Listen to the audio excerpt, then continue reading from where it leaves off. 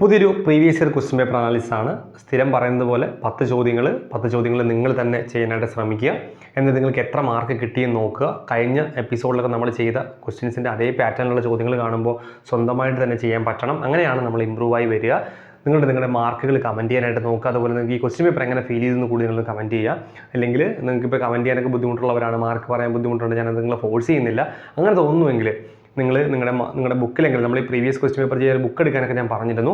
അങ്ങനെ നിങ്ങൾ ചെയ്യുവാണെങ്കിൽ നിങ്ങൾ ആ ക്വസ്റ്റ്യൻ പേപ്പറിൻ്റെ അല്ലെങ്കിൽ ആ ബുക്കിൻ്റെ സൈഡിൽ നിങ്ങൾ ചെയ്ത ക്വസ്റ്റ്യൻ പേപ്പറിൻ്റെ മുകളിലെങ്കിൽ നിങ്ങളുടെ മാർക്കൊന്ന് നോട്ട് ചെയ്ത് വെച്ചേക്കുക. നമുക്കൊണ്ട് അത് ഇമ്പ്രൂവ്മെൻറ്റ് അറിയാൻ വേണ്ടിയിട്ടാണ്. എല്ലാ വീഡിയോയിലും നമ്മൾ പറയുന്നതാണ്. അപ്പോൾ നമുക്ക് ഇന്നത്തെ ക്വസ്റ്റ്യൻ പേപ്പർ നോക്കാം. എത്ര മാർക്ക് കിട്ടും നോക്കാം. എങ്ങനെയാണ് ക്വസ്റ്റ്യൻ പേപ്പറിൻ്റെ അവസ്ഥ എന്ന് നോക്കാം. ഇത് ചോദ്യം ഇതാണ്: 5 കുട്ടികളുടെ ഇപ്പോഴത്തെ വയസ്സുകളുടെ തുക 48 ആണ്. ഓക്കെ, 5 വർഷത്തിന് ശേഷം അവരുടെ ആകെ വയസ്സ് എത്ര എന്നാണ് ചോദ്യം. ഓക്കെ അല്ലേ? ക്വസ്റ്റ്യൻ കൃത്യമായിട്ട് പതിയെ ഒന്ന് വായിച്ചു നോക്കാം. 5 കുട്ടികളുടെ ഇപ്പോഴത്തെ വയസ്സുകളുടെ തുക 48 ആണ്. അപ്പോൾ 5 കുട്ടികളുണ്ട്, അവരുടെ ഇപ്പോഴത്തെ വയസ്സുകളുടെ തുക 48 ആണ്. അതായത് ഈ 5 പേരുടെ കൂടെ വയസ്സ് കൂട്ടുമ്പോൾ 48 കിട്ടും എന്നാണ് പറയുന്നത്. 5 വർഷത്തിന് ശേഷം ഈ 5 വർഷം കഴിയുമ്പോൾ എന്താണ് സംഭവിക്കുക എന്നറിയാമോ? 5 വർഷം കഴിയുമ്പോൾ ഈ 5 കുട്ടികളുടെയും വയസ്സ് 5 വീതം കൂടും. ശരിയല്ലേ? അപ്പോൾ എയും ബിയും സിയും ഡിയും ഇയുമാണ് 5 കുട്ടികളെങ്കിൽ എയ്ക്കും 5 വയസ്സ് കൂടും, ബിക്ക് 5 വയസ്സ് കൂടും, സിക്ക് 5 വയസ്സ് കൂടും, ഡിക്ക് 5 വയസ്സ് കൂടും, ഇക്ക് 5 വയസ്സ് കൂടും. ശരിയല്ലേ? അങ്ങനെയാണ് എങ്കിൽ എന്താണ് ചോദിച്ചിരിക്കുന്നത്? അവരുടെ ആകെ വയസ്സ്, അവരുടെ വയസ്സുകളുടെ തുക. ഇപ്പോൾ തന്നേക്കുന്നത് വയസ്സുകളുടെ തുക തന്നെയാണ്. 5 വർഷം കഴിയുമ്പോൾ അവരുടെ വയസ്സുകളുടെ തുക തന്നെയാണ് ചോദ്യം. അപ്പോൾ ഒന്ന് ആലോചിച്ച് നോക്കിയേ, 5 വർഷം കഴിയുമ്പോൾ ആകെ അവരുടെ വയസ്സ് എത്ര കൂടും? എല്ലാവർക്കും 5 വെച്ച് 5 പേർക്ക് 5 വയസ്സ് വെച്ച് കൂടും. അപ്പോൾ എത്രയാണ്? 25 വയസ്സ് ആകെ കൂടും. ഇപ്പോൾ തുക 48 ആണ്. അപ്പോൾ 5 വർഷം കഴിയുമ്പോൾ ഓരോരുത്തർക്കും 5 വയസ്സ് വെച്ച് 25 വയസ്സായിരിക്കും കൂടുന്നത്. സോ 48 + 25 എന്ന് പറയുന്നത് 73 വയസ്സായിരിക്കും അവരുടെ വയസ്സുകളുടെ തുക എന്ന് പറയുന്നത്. ഞാൻ പറഞ്ഞത് ക്ലിയർ ആയി എന്ന് വിചാരിക്കുന്നു. വയസ്സുകളുടെ തുകയാണ് ചോദ്യം. അപ്പോൾ വ്യക്തമായിട്ട് വായിച്ചു നോക്കുക. ക്വസ്റ്റ്യൻ കണ്ട് വ്യക്തമായി വായിച്ച് മനസ്സിൽ നോക്കിയിട്ട് ആൻസർ എഴുതുക. ഓക്കെ അല്ലേ? അപ്പോൾ മനസ്സിലായെന്ന് വിചാരിക്കുകയാണ്. അടുത്ത ചോദ്യം: ഒരു ക്ലാസ്സിൽ 45 കുട്ടികളെ വരിയായി നിർത്തിയപ്പോൾ അനു ഇടത്തു നിന്നും 22ാമതും വിനു വലത്തു നിന്ന് 25ാമതുമാണ് എങ്കിൽ ഇവരുടെ ഇടയ്ക്കുള്ള കുട്ടികളുടെ എണ്ണം എത്ര? ഇത് വരച്ച് നോക്കി ചെയ്യുന്നതുണ്ട്, ഇക്വേഷൻ യൂസ് ചെയ്യുന്നുണ്ട്. അപ്പം ഇപ്പോൾ ഇക്വേഷൻ വെച്ചാണ് പറയാൻ പോകുന്നത്. വേറെ ക്ലാസ് വേണമെങ്കിൽ നമുക്ക് വരച്ച് നോക്കി പറയാം. എനിവേ, നിങ്ങൾ 2 ടൈപ്പിൽ പഠിച്ചോളുക. 2 തരത്തിലുള്ള ചോദ്യങ്ങൾ ചോദിക്കും. ഞാൻ ഒന്ന് പറയാം. ഒന്ന് നമ്മൾ ഈ പറഞ്ഞ ചോദ്യമാണ്. അതായത് ഞാൻ വേറെ ക്വസ്റ്റ്യൻ എന്ന് പറഞ്ഞിട്ടിലേക്ക് വരാം. നമുക്ക് ക്ലാസ്സിലാകെ 45 കുട്ടികളുണ്ടെന്ന് വിചാരിക്കുക. എ എന്ന് പറയുന്ന ആൾ മുന്നിൽ നിന്നും 12ാമതും ബി എന്ന് പറയുന്ന ആൾ പിന്നിൽ നിന്നും 10ാമതുമാണെന്ന് വിചാരിക്കുക. എങ്കിൽ ഇവർക്കിടയിൽ എയ്ക്കും ബിക്കും ഇടയിൽ എത്ര പേരാണ്? അതായത് ഇവിടെ നിങ്ങോട്ട് 12ാമതും ഇവിടെ നിങ്ങോട്ട് 10ാമതുമാണ് നിൽക്കുന്നത്. ബി നിൽക്കുന്ന 10ാമതാണ്, എ 12ാമതും. ഇവർക്കിടയിൽ എത്ര പേരുണ്ടെന്നാണ് ചോദ്യം. അപ്പോൾ ഇങ്ങനെയാണ് ചോദ്യമെങ്കിൽ നമ്മൾ ഇവർക്കിടയിലുള്ള ആൾക്കാരുടെ എണ്ണം കണ്ടുപിടിക്കാൻ ചെയ്യേണ്ടത്. ടോട്ടൽ എത്ര പേരുണ്ട്? 45 പേരുണ്ട്. ശരിയല്ലേ? നിങ്ങളിതാ ഇത് തമ്മിൽ അങ്ങ് കൂട്ടുക. 2 പേരുടെ സ്ഥാനങ്ങൾ തമ്മിൽ കൂട്ടുക. എത്ര കിട്ടും? 12 + 10. അതായത് 12 + 10. ഓക്കെ അല്ലേ? അതിൽ നിന്ന് നമ്മുടെ ടോട്ടൽ എത്ര പേരുണ്ടോ അതിൽ നിന്ന് കുറയ്ക്കുക. അതായത് 45 - 22 എന്ന് വരും. കണ്ടോ? കൂട്ടുമ്പോൾ 22 അല്ലേ? സോ ആൻസർ 23 പേരായിരിക്കും ഇവരുടെ ഇടയിൽ ഉണ്ടായിരിക്കുക. ഇത്രയേ ഉള്ളൂ. ഇതാണ് അതിൻ്റെ മെത്തേഡ്. ഇത് 1ാമത്തെ ടൈപ്പാണ് ഇതിനകത്ത് ഞാൻ പറയുന്നത്. ഇനി ഇതിനകത്തൊരു ചെറിയ പ്രശ്നം വരുന്നുണ്ട്. ഈ ക്വസ്റ്റ്യനൊക്കെ നമുക്ക് വരാം. നോക്കിയേ, ഇവിടെ എന്താ പറയുന്നത്? 45 പേരുണ്ട്. അനുവും വിനുവും ഒക്കെയാണ് പറയുന്നത്. ഇനി ആരും ആയിക്കോട്ടെ, നമുക്ക് എ ബി തന്നെ എടുക്കാം. എയും ബിയും ഉണ്ട്. എയുടെ സ്ഥാനം എന്ന് പറഞ്ഞാൽ എന്താ പറയുന്നത്? ഇടത്തു നിന്നും 22ാമത് ഒരാളല്ലേ? ഒരാൾ ഇടത്തു നിന്നും 22ാമതും ഒരാൾ 20 സംതിങ് എത്രയാണ് പറഞ്ഞത്? 25ാമതുമാണ്. നമ്മൾ ഈ പറഞ്ഞ മെത്തേഡാണ് നമ്മൾ എന്താ ചെയ്യുക? നമ്മൾ ഇത് തമ്മിൽ അങ്ങ് കൂട്ടുമല്ലേ? അപ്പോൾ എത്ര കിട്ടും നമുക്ക്? 22 + 25 നമുക്ക് എത്ര കിട്ടും? 47 എന്ന് കിട്ടും അല്ലേ? അപ്പോൾ ഈ 45ആണ് ടോട്ടൽ. അതിൽ നിന്ന് ഇത് കുറയ്ക്കാനാണ് പറയുന്നത്. 45 - 47 നമുക്ക് -2 കിട്ടുന്നത് അല്ലേ? അതൊരു പ്രശ്നമാണ്. എന്തുകൊണ്ട് അങ്ങനെ കിട്ടാനുള്ള കാര്യം ഇവരുടെ സ്ഥാനങ്ങൾ കൂട്ടിയപ്പോൾ ആകെയേക്കാൾ കൂടുതലാണ് കിട്ടിയിരിക്കുന്നത്. ടോട്ടൽ എത്ര പേരുണ്ടെന്നേക്കാൾ കൂടുതലാണ് കിട്ടിയിരിക്കുന്നത്. അങ്ങനെയാണ് ചെയ്യുന്നത്. അങ്ങനെയാണ് ക്വസ്റ്റ്യൻ വരുന്നതെങ്കിൽ നമ്മൾ ചെയ്യാനുള്ള മെത്തേഡ് ഇങ്ങനെയല്ല. അപ്പോൾ ഞാൻ ഇക്വേഷൻ വെച്ച് ഇങ്ങനെ പറയുന്നത് നമ്മളിങ്ങനെ അല്ല പറയുന്നത്. നമുക്ക് വരച്ചൊക്കെ ചെയ്യാൻ പറ്റും കേട്ടോ. ഇല്ലെന്നല്ല ഞാൻ പറയുന്നത്. നിങ്ങൾക്ക് ഏതാണ് ബെറ്റർ അത് തന്നെ ചൂസ് ചെയ്യാം. ഞാൻ പറഞ്ഞതുപോലെ ഒരു പ്രോബ്ലം ചെയ്യാൻ ഒരുപാട് മെത്തേഡ് ഉണ്ടാവും. ചിലപ്പോൾ നമ്മൾ ഒരു വീഡിയോയ്ക്കകത്ത് 1 or 2 മെത്തേഡ് പറയും. ചിലപ്പോൾ അടുത്ത വീഡിയോയിൽ നമ്മൾ വേറെ മെത്തേഡ് ആയിരിക്കും പറഞ്ഞു തരിക. ഓക്കെ, അപ്പോൾ അതുകൊണ്ട് ഇതേ ഉള്ളൂ, ഇങ്ങനെ ചെയ്യാൻ പാടുള്ളൂ എന്നല്ല. നിങ്ങൾക്ക് ഏത് മെത്തേഡിലും നിങ്ങൾക്ക് ചെയ്യാം. നമുക്ക് ആൻസർ കിട്ടിയാൽ മതി. അപ്പോൾ ഇവിടുത്തെ വ്യത്യാസം മനസ്സിലായല്ലോ. ഇവിടെ കുറയ്ക്കുമ്പോൾ ആകെ എന്ന് പറഞ്ഞാൽ ആകെയുള്ള ആൾക്കാരുടെ എണ്ണം വലുതായിരുന്നു, മറ്റത് ചെറുതായിരുന്നു അല്ലേ? സ്ഥാനങ്ങളുടെ തുക ചെറുതായിരുന്നു, പക്ഷെ ഇവിടെ അങ്ങനെയല്ല, സ്ഥാനങ്ങളുടെ തുക വലുതായിട്ട് വന്നു. അപ്പോൾ നമ്മൾ എന്താണ് ചെയ്യുക എന്നുള്ളതാണ്. അപ്പോൾ നമ്മൾ ചെയ്യാനുള്ള മെത്തേഡ് എന്ന് പറയുന്നത് ആദ്യം ഇത് കൂട്ടുക. അപ്പോൾ എത്ര 47 എന്ന് കിട്ടും കണ്ടോ. അത് ആദ്യം നേരത്തെ നമ്മൾ ഈ ടോട്ടലല്ലേ ആദ്യം എഴുതുക, ഏതാണോ വലുത് അത് ആദ്യം എഴുതുക. ഇനി ചെയ്യേണ്ടത് ടോട്ടൽ എത്രയുണ്ട്, ടോട്ടൽ 45 അല്ലേ, ഏത് ക്വസ്റ്റിനും ആയിക്കോട്ടെ ഈ പാറ്റേണിൽ വരികയാണ്. അതായത് സ്ഥാനങ്ങളുടെ തുക എടുക്കുമ്പോൾ ആകെയുള്ള കുട്ടികളുടെ എണ്ണത്തേക്കാൾ കൂടുതലാണ് വരുന്നതെങ്കിൽ നമ്മൾ ചെയ്യേണ്ടത് നമ്മുടെ തന്നിരിക്കുന്ന തുക എത്രയാണ് അതിനോടൊപ്പം 2 കൂട്ടുക. അതായത് എത്ര പേരുണ്ട്, 45 പേരുണ്ട്, അതിനോടൊപ്പം 2 കൂട്ടുക. അപ്പോഴും എത്ര കിട്ടും, 47 കിട്ടും കണ്ടോ. ഒന്നുകൂടെ ഞാൻ പറയാം, സ്ഥാനങ്ങൾ തമ്മിൽ കൂട്ടുമ്പോൾ ഈ എണ്ണത്തിനേക്കാൾ വലുതാണ് കിട്ടുന്നതെങ്കിൽ ആ തുക ആദ്യം എഴുതുക, അതായത് സ്ഥാനങ്ങളുടെ തുക ആദ്യം എഴുതുക. എന്നിട്ട് നമ്മുടെ ക്ലാസ്സിലുള്ള കുട്ടികളുടെ എണ്ണം, അല്ലെങ്കിൽ വരിയിൽ നിൽക്കുന്ന കുട്ടികളുടെ എണ്ണത്തിനോടൊപ്പം 2 കൂട്ടുക. എത്ര കിട്ടും, 47. ഇവ തമ്മിൽ മൈനസ് ചെയ്യുക. സോ ആൻസർ 0 എന്ന് പറഞ്ഞാൽ ഇവർക്കിടയിൽ എന്താണ്, കുട്ടികളൊന്നുമില്ല, ഇവർ അടുത്തടുത്തായിരിക്കും നിൽക്കുന്നത് എന്നാണ് ഇതിൻ്റെ അർത്ഥം. ഇത്രയേ ഉള്ളൂ. അപ്പോൾ ഇതാണ് അതിൻ്റെ കോൺസെപ്റ്റ്. ഒന്ന് എഴുതി പഠിച്ച് വെച്ചോളുക. മനസ്സിലായി എന്നാണ് ഞാൻ വിചാരിക്കുന്നത്. അടുത്ത ചോദ്യം എന്താണ്, സമാന ബന്ധം കാണുക എന്നുള്ളതാണ്. ഓക്കെ, എന്താ പറഞ്ഞിരിക്കുന്നത്, 7 342മായിട്ട് കണക്ട് ചെയ്തിരിക്കുന്നു. അങ്ങനെയാണെങ്കിൽ 8 എന്തുമായിട്ട് കണക്ട് ചെയ്തിരിക്കുന്നതാണ് ചോദ്യം. സിമ്പിളാണ്, 342 അല്ലേ. ഇത് നമ്മൾ എന്താ പറയുക, നിങ്ങളൊരു ഈ മിനിമമാണ് ഞാൻ പറഞ്ഞത്, മിനിമം 20 വരെയുള്ള സംഖ്യകളുടെയെങ്കിലും സ്ക്വയർ പഠിച്ചു വയ്ക്കുക. അപ്പോൾ സ്ക്വയർ റൂട്ടും കിട്ടും നമുക്ക് അതിൽ നിന്ന്. 10 വരെയുള്ള സംഖ്യകളുടെയെങ്കിലും ക്യൂബ് പഠിച്ചു വയ്ക്കുക. ഓക്കെ, 7ന്റെ ക്യൂബ്, 8ന്റെ ക്യൂബ്, 9ന്റെ ക്യൂബ്, 10ന്റെ ക്യൂബ് അങ്ങനെ പഠിച്ചു വയ്ക്കുക. അപ്പോൾ ഇവിടെ ആ ഒരു കോൺസെപ്റ്റ് ഒക്കെ നമ്മൾ ചില ക്വസ്റ്റൻസ് പെട്ടെന്ന് ചെയ്യാൻ പറ്റും. നമുക്ക് ഇത് ഒരുപാട് കണ്ട് പരിചയമുള്ളവർക്കുണ്ടല്ലോ, പെട്ടെന്ന് മനസ്സിലാവും. 7ന്റെ ക്യൂബ് 343ആണ്. 7ന്റെ ക്യൂബ് 343ആണ്. പക്ഷേ ഇവിടെ കിട്ടിയിരിക്കുന്നത് 342. അപ്പോൾ മീനിങ് എന്താ, ക്യൂബിൽ നിന്നൊന്ന് കുറയണം. ശരിയല്ലേ. അപ്പോൾ ഇവിടെ എന്തായിരിക്കും അർത്ഥം, 8ന്റെ ക്യൂബിൽ നിന്ന് ഒന്ന് കുറയണം. ഓക്കെ അല്ലേ. 8ന്റെ ക്യൂബ് 512ആണ്. 8ന്റെ ക്യൂബ് 512ആണ്. അതിനൊന്ന് കുറയ്ക്കുമ്പോൾ 511ആണ്. ഓപ്ഷൻ ഉണ്ട് നമ്മൾ നോക്കുമ്പോൾ ഓപ്ഷൻ ഉണ്ട്, എ ആണ് അതിൻ്റെ ഓപ്ഷൻ എന്ന് പറയുന്നത് കണ്ടോ. അപ്പോൾ ഇത് കാണുമ്പോൾ പെട്ടെന്ന് തോന്നുന്നത് എങ്ങനെയാണ്, 7ന്റെ ക്യൂബ് കണ്ട് പരിചയമുള്ളത് കൊണ്ടാണ് എനിക്ക് അങ്ങനെ തോന്നിയത്. നിങ്ങൾക്കും അങ്ങനെ തോന്നണമെങ്കിൽ നമ്മൾ ഇതിൻ്റെ ക്യൂബ് പഠിച്ചു വെച്ചാൽ മാത്രം പോരാ, ഒരുപാട് ചോദ്യങ്ങൾ ചെയ്യണം. ഒരുപാട് ഈ സമാന ബന്ധമൊക്കെ ഒരുപാട് ചോദ്യങ്ങൾ ചെയ്യുമ്പോൾ ക്വസ്റ്റ്യൻ കാണുമ്പോൾ പെട്ടെന്ന് നമുക്ക് ഓർമ്മ വരും. അതാണ് എൻ്റെ മെത്തേഡ് എന്ന് പറയുന്നത്. ഓക്കെ അല്ലേ. സോ അത് ഓക്കെ ആണെന്ന് വിചാരിക്കുന്നു. അടുത്തതിലേക്ക് വരാം. നോക്കാം. താഴെ തന്നിരിക്കുന്ന വാക്കുകൾ ഡിക്ഷണറിയിൽ നിരത്തുമ്പോൾ മൂന്നാമത് വരുന്ന വാക്ക് എന്നാണ് ചോദ്യം. നോക്കാം നമുക്ക്. ഫസ്റ്റ് വാക്ക് റെഗുലർ ആണ് പറയുന്നത്, റെഗുലർ. അടുത്ത എന്താണ്, അടുത്ത പറഞ്ഞിരിക്കുന്നത് റീജിയൻ ആണ്, റീജിയൻ അല്ലേ. അടുത്ത എന്താണ്, അടുത്ത പറയുന്നത് രജിസ്റ്റർ ആണ്, രജിസ്റ്റർ. അടുത്ത വാക്ക് എന്താണ്, അടുത്ത വാക്ക് പറഞ്ഞിരിക്കുന്നത് റെജീമാണ് അല്ലേ പറഞ്ഞിരിക്കുന്നത്. ഓക്കെ, 4 വാക്ക് നമുക്ക് എഴുതാം. ഓക്കെ, സോ നോക്കാം. നമുക്ക് ഫസ്റ്റ് ലെറ്ററുകൾ കമ്പയർ ചെയ്യാം. 1 1 1 എല്ലാം സെയിം തന്നെയാണ്. അടുത്ത ഇ എല്ലാം സെയിം തന്നെയാണ്. ജി എല്ലാം സെയിം തന്നെയാണ്. ഓക്കെ, അടുത്തത് യു. അടുത്ത 4th ലെറ്ററുകൾ എടുക്കുകയാണ്. ഇവിടെ യു, ഇവിടെ ഐ, ഇവിടെ ഐ, ഇവിടെ ഐ. ശരിയല്ലേ. അപ്പോൾ ഇതിൽ ഐ ആയിരിക്കും ഫസ്റ്റ് പ്രയോറിറ്റി. ഐ കഴിഞ്ഞല്ലേ യു വരുള്ളൂ. സോ ഫസ്റ്റ് വരാൻ സാധ്യതയുള്ളത് ഈ 3 ഫസ്റ്റ്. ഇത് ലാസ്റ്റാണ് നമുക്ക് ചൂസ് ചെയ്യാം. ഇത് 4മതാണ്, കളയുന്നു.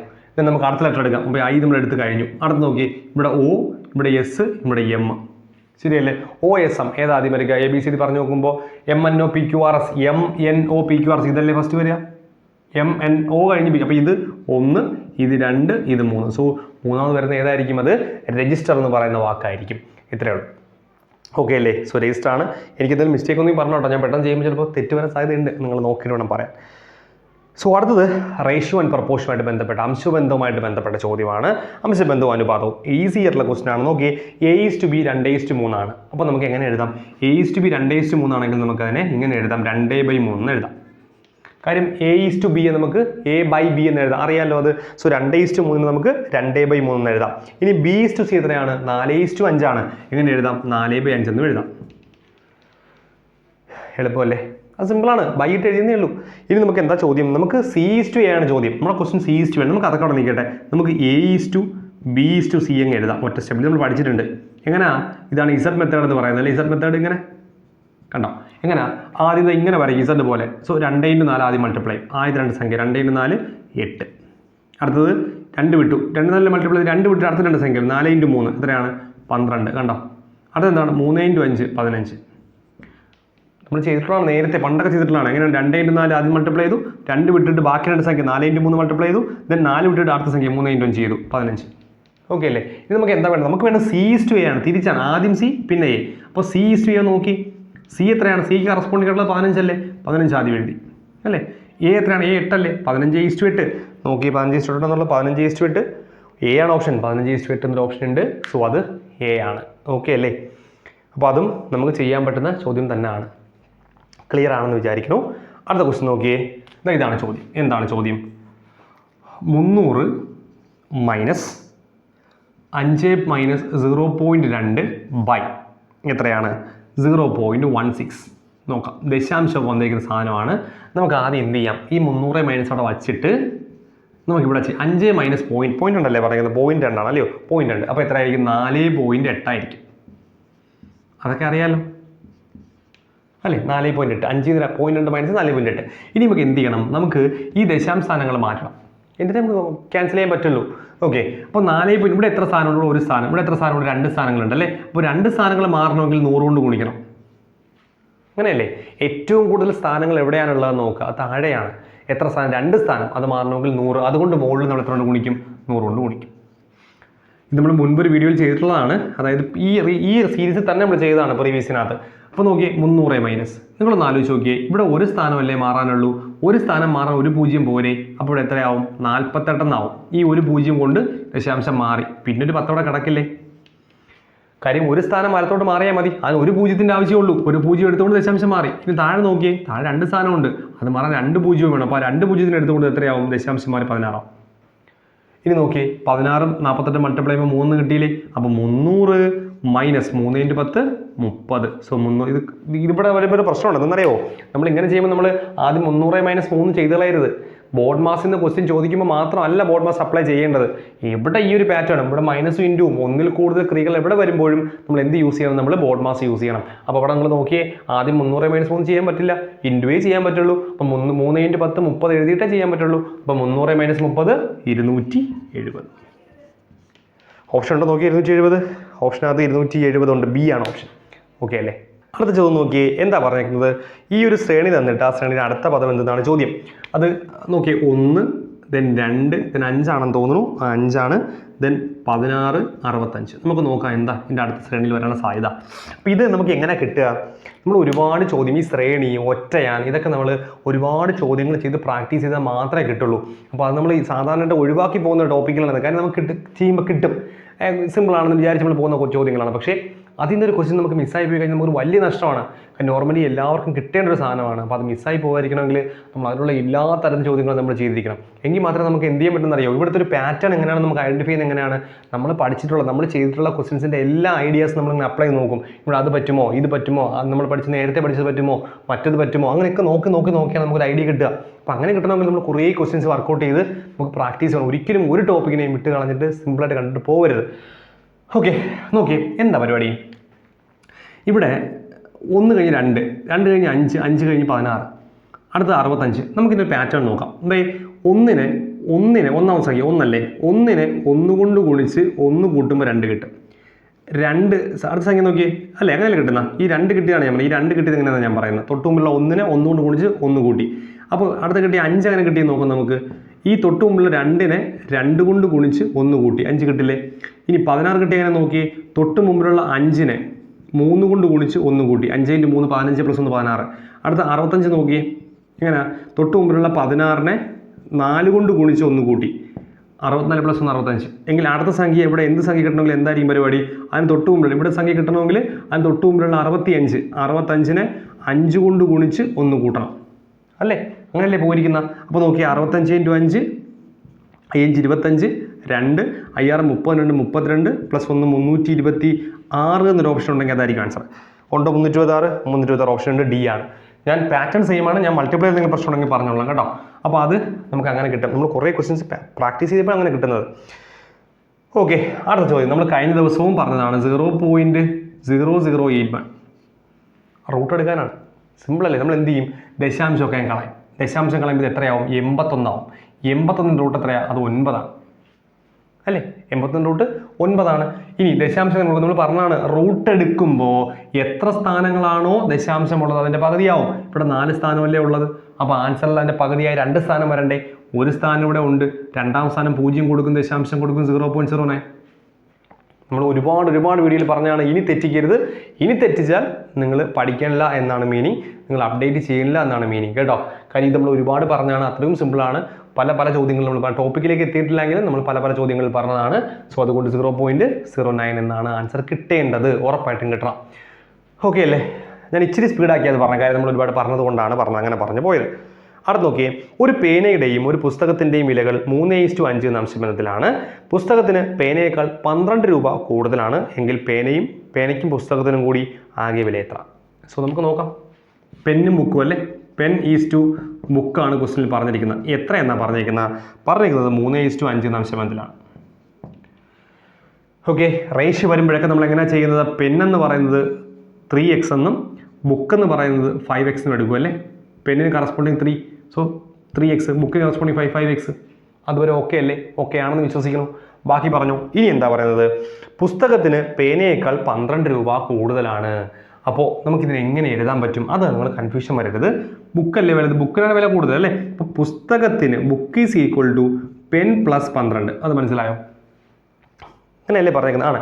പേനയുടെ വിലയോടൊപ്പം 12 കൂട്ടുമ്പോഴായിരിക്കും ബുക്കിന് വില കിട്ടുന്ന. കാര്യം എന്താണ്? പുസ്തകത്തിന് പേനയേക്കാൾ 12 രൂപ കൂടുതലാണ്. പേനയോടൊപ്പം 12 കൂട്ടുമ്പോഴാണ് ബുക്ക് കിട്ടുക. ശരിയല്ലേ? അപ്പോൾ അത് കൃത്യമായിട്ട് എഴുതാൻ പഠിച്ചോളാം. ചിലർക്ക് സംശയം വരും, ഇത് ഇങ്ങനെയാണോ? ഇങ്ങനെ സംശയിക്കുന്ന ഒരുപാട് പേരുണ്ടാവും. എനിക്കറിയാം, ഒരുപാട് പേരുണ്ടാവും. അത് വരരുത്. അപ്പോൾ നമ്മൾ എന്താണ് ചെയ്യേണ്ടത്? നോക്കണം. പേനയേക്കാൾ ആരെ ബേസ് ചെയ്താണ് ക്വസ്റ്റ്യൻ പറഞ്ഞേക്കുന്നത് പെന്നിനെ ബേസ് ആണ്. അങ്ങനെ പഠിക്കുമ്പോൾ ഭയങ്കര സിമ്പിളാണ്. പേനയേക്കാൾ അല്ലെങ്കിൽ പേനയുടെ ഒക്കെ പറഞ്ഞു. ചിലപ്പോൾ പറയും പേനയുടെ 3 മടങ്ങാണ്. അപ്പോൾ പേനയേക്കാൾ പേനയുടെ എന്നൊക്കെ പറയുമ്പോൾ ആരെ ബേസ് ചെയ്താണ് പറഞ്ഞേക്കുന്നത്? ബുക്കിൻ്റെ വില പേനയെ ബേസ് ചെയ്താണ് പറഞ്ഞേക്കുന്നത്. പേനയേക്കാൾ. ഇപ്പോൾ തന്നെ ഞാനും ഒരാളും തമ്മിലുള്ള ഏജ് പറയാണ്. ഞാൻ പറയാണ് അയാളേക്കാൾ 5 വയസ്സാണ് എനിക്ക് കൂടുതൽ എന്ന് പറയുമ്പോൾ എന്താ മീനിങ്? അയാളെ ബേസ് ചെയ്താണ് ഞാൻ പറയുന്നത്. അയാളില്ലെങ്കിൽ എനിക്ക് പറയാൻ പറ്റില്ല എൻ്റെ ഏജ് അല്ലേ? അങ്ങനെയല്ലേ? സോ ആരെ ബേസ് ചെയ്ത് പറഞ്ഞിരിക്കുന്നോ അവരെ ബേസ് ചെയ്ത് അവരോടൊപ്പമാണ് ഈ കൂട്ടുകയും കുറയ്ക്കുകയും ചെയ്യേണ്ടത്. ഇപ്പോൾ പറയാണ് പുസ്തകത്തിൻ്റെ വില പേനയേക്കാൾ 5 കുറവാണ് എന്ന് പറഞ്ഞാൽ പേനയേക്കാൾ, സോ പേന -5, പേനയേക്കാൾ 12 കൂടുതലാണ്, പേന പ്ലസ് 12 ഈക്വൽ ടു ബുക്ക് എന്നാണ് എടുക്കേണ്ടത്. ആരെ ബേസ് ചെയ്ത് ക്വസ്റ്റ്യൻ പറഞ്ഞേക്കണം നോക്കുക. പേനയുടെ 3 മടങ്ങാണ്, സോ പേന × 3. മനസ്സിലായല്ലോ എന്ന് വിചാരിക്കുകയാണ്. ഇതൊക്കെ കുറച്ച് ഉടായ്പകൾ വെച്ച് പഠിച്ചാൽ നമുക്ക് പറ്റുള്ളൂ. അപ്പോൾ അത് ഓർത്ത് വെച്ചോളുക. ആരെ ബേസ് ചെയ്ത് ക്വസ്റ്റ്യൻ പറഞ്ഞിരിക്കുന്നോ അവരെ ബേസ് ചെയ്ത് വേണം നമ്മൾ എഴുതാൻ. അവരോടൊപ്പമാണ് കൂട്ടുകയും കുറയ്ക്കുകയൊക്കെ ചെയ്യേണ്ടത്. അപ്പോൾ ഇവിടെ പറഞ്ഞിരിക്കുന്നത് ബുക്കിൻ്റെ വില അല്ലെങ്കിൽ പുസ്തകത്തിൻ്റെ വില പേനയേക്കാൾ, സോ പേന പ്ലസ് 12. ഓക്കെ അല്ലേ? ഇത് നോക്കിയേ, ബുക്ക് എത്രയാണ്? 5x അല്ലേ? സോ നമുക്ക് എഴുതാം 5x is equal to pen എത്രയാണ്? 3x അല്ലേ? പ്ലസ് 12. പറക്കിട്ടതേ ഉള്ളൂ. ഇത് നിങ്ങൾ നോക്കിയേ, എക്സ് എല്ലാം നമുക്ക് ഒരു സൈഡിൽ കൊണ്ടുവരാം. ഈ 3x ഇപ്പുറത്ത് കൊണ്ടുവരാണ്. So 5x - 3x = 12. 5x - 3x 2x അല്ലേ? 2x = 12. അപ്പോൾ എക്സ് എത്രയാണ്? എക്സ് 2 ഗുണിച്ചിരിക്കുകയല്ലേ? അപ്പുറത്ത് പോകുമ്പോൾ 12/2 എന്നാവും. അത് 6 എന്ന് കിട്ടും. അപ്പോൾ x 6 അല്ലേ? x 6 കിട്ടിയ പിന്നെ എളുപ്പമല്ലേ? പെൻ എത്ര രൂപയാവും ഒന്ന് പറഞ്ഞേ? പെൻ എത്ര രൂപയാണ്? 3x. ഇപ്പോൾ 3 × 6, 3 × 6 18. ബുക്കിനോ 5 × 6 30. ഈ 6 അവിടെ നിന്ന് കിട്ടി എക്സിൻ്റെ വില. സോ ആകെ 2 കൂടെ 48 രൂപ അല്ലേ? എന്താ പറയുന്നത്? എത്ര രൂപയാണ്? 42. ഓപ്ഷനകത്ത് 42. ബി ആണ് ഓപ്ഷൻ എന്ന് പറയുന്നത്. അപ്പോൾ ഇങ്ങനെയാണ് ആ ഒരു കോൺസെപ്റ്റ് നമ്മൾ ചെയ്യുക എന്ന് പറയുന്നത്. പ്രശ്നമില്ലല്ലോ? ഓക്കെ, നമുക്ക് അടുത്ത് നോക്കാം. ഒറ്റയാനെ കണ്ടെത്തുക. എന്താ ക്വസ്റ്റ്യൻ പറയുന്നത്? 91, 93, 95, 97, 99. സിംപ്ലി നമുക്ക് പറയാൻ പറ്റണം 97 ആണ് ആൻസർ. കാര്യം 91, 93, 95 ഇവയെല്ലാം ഭാജ്യസംഖ്യകളാണ്. അതായത് കോമ്പോസിറ്റ് നമ്പേഴ്സാണ്. പ്രൈമായിട്ട് വരുന്ന സാധനമാണ് 97. അവസാനത്തെ പ്രൈം നമ്പർ എന്ന് പറയുന്നത് 100-ന് വരെ 1-നും 100-നും ഇടയ്ക്കുള്ള അവസാനത്തെ പ്രൈം നമ്പറാണ് 97 എന്ന് പറയാം. ഓക്കെ അല്ലേ? കാര്യം 91-നെ നമുക്ക് 7 കൊണ്ട് ഹരിക്കാൻ പറ്റും. ഓക്കെ, 7 കൊണ്ട് ഹരിക്കാൻ പറ്റും. 93 3 കൊണ്ട് ഹരിക്കാൻ പറ്റും. ദെൻ അടുത്തത് 95 5 കൊണ്ട് ഹരിക്കാൻ പറ്റും. 97 നമുക്ക് 1 കൊണ്ട് ഹരിക്കാൻ പറ്റില്ല. അപ്പോൾ അതുകൊണ്ട് 97 ആണ് എന്ന് പറയുന്നതിനകത്ത് അഭാജ്യസംഖ്യയായിട്ട് വരും. നോർമലി എല്ലാം അഭാജ്യസംഖ്യ അങ്ങനെയൊക്കെ ആയിരിക്കും വരുന്ന, പൂർണ്ണവർഗ്ഗ സംഖ്യ അങ്ങനെയൊക്കെ ആയിരിക്കും വരുന്നത്. അപ്പോൾ അത് പഠിച്ചു വെച്ചു. ഒരു കട ഞാൻ കൂടെ പറഞ്ഞു പോയതിനോട് ഒരു ബന്ധപ്പെട്ടതല്ല. ഞാൻ പറയാണ് 1-നും 100-നും ഇടയിൽ എത്ര അഭാജ്യസംഖ്യകളുണ്ടെന്നാണ് ചോദ്യം. 1-നും 100-നും ഇടയിൽ 25 അഭാജ്യസംഖ്യകളുണ്ട്. അത് പഠിച്ചു വെച്ചോളണം. 1-നും 100-നും ഇടയിൽ 25 ചോദിച്ച ചോദ്യമാണ് പണ്ട്. അപ്പോൾ 1-നും 100-നും ഇടയിൽ 25 അഭാജ്യസംഖ്യകളുണ്ട്. 1-നും 50-നും ഇടയിലോ 15 അഭാജ്യസംഖ്യകളുണ്ട്. അപ്പോൾ 50-നും 100-നും ഇടയിൽ 10 അഭാജ്യസംഖ്യയുണ്ട്. അപ്പോൾ ഒന്ന് പഠിച്ചു വെച്ചോളുക. ഇതെല്ലാം 1-നും 100-നും ഇടയിൽ 25 അഭാജ്യസംഖ്യകളാണുള്ളത്. അപ്പോൾ ഇതാണ് ഇന്നത്തെ ചോദ്യം എന്ന് പറയുന്നത്. നിങ്ങൾക്ക് എങ്ങനെ ഫീൽ ചെയ്തു? നിങ്ങൾക്ക് എത്ര മാർക്ക്? നിങ്ങൾ കട്ടയ്ക്ക് കൂടെ വന്നാൽ നമ്മളും ഇതുപോലെ കട്ടയ്ക്ക് നിൽക്കും. അപ്പോൾ നിങ്ങൾ ഒരു ഉഷാറായിട്ട് മുമ്പിൽ നിന്നാൽ മാത്രമേ നമുക്ക് പഠിപ്പിക്കാനും നമുക്ക് ക്വസ്റ്റ്യൻസ് ചെയ്യാനും വീഡിയോസ് അപ്ലോഡ് ചെയ്യാനൊക്കെയുള്ളൊരു തോന്നലുണ്ടാവും. അപ്പോൾ അതുകൊണ്ട് അതിന് നന്നായിട്ട് നിങ്ങൾ വർക്ക് ചെയ്ത് വരിക. നിങ്ങളുടെ മാർക്കൊക്കെ ഒന്ന് കമൻറ്റ് ചെയ്യുക. കമൻസുകളൊക്കെ വരുമ്പോൾ മാത്രമേ നമുക്കൊരു നിങ്ങൾ നമ്മളെ ഫോളോ ചെയ്യുന്നുണ്ട് എന്നൊക്കെയുള്ള ഒരു ബോധം നമുക്ക് വരുള്ളൂ കേട്ടോ. സോ അതുകൊണ്ടൊക്കെയാണ് പറയുന്നത്. എനിവേ എന്തായാലും നിങ്ങൾ ചെയ്താലും ഇല്ലെങ്കിലൊക്കെ നമ്മുടെ വീഡിയോസ് ഈ സീരീസ് നമ്മൾ കംപ്ലീറ്റ് ചെയ്യും. അപ്പോൾ അത് ഒരാൾക്കെങ്കിലും യൂസ്ഫുൾ ആയിട്ട് വരുന്നെങ്കിൽ ഒരുപാട് സന്തോഷമുണ്ട്. അപ്പോൾ അടുത്ത വീഡിയോ ആയിട്ട് നമുക്ക് അടുത്ത ദിവസം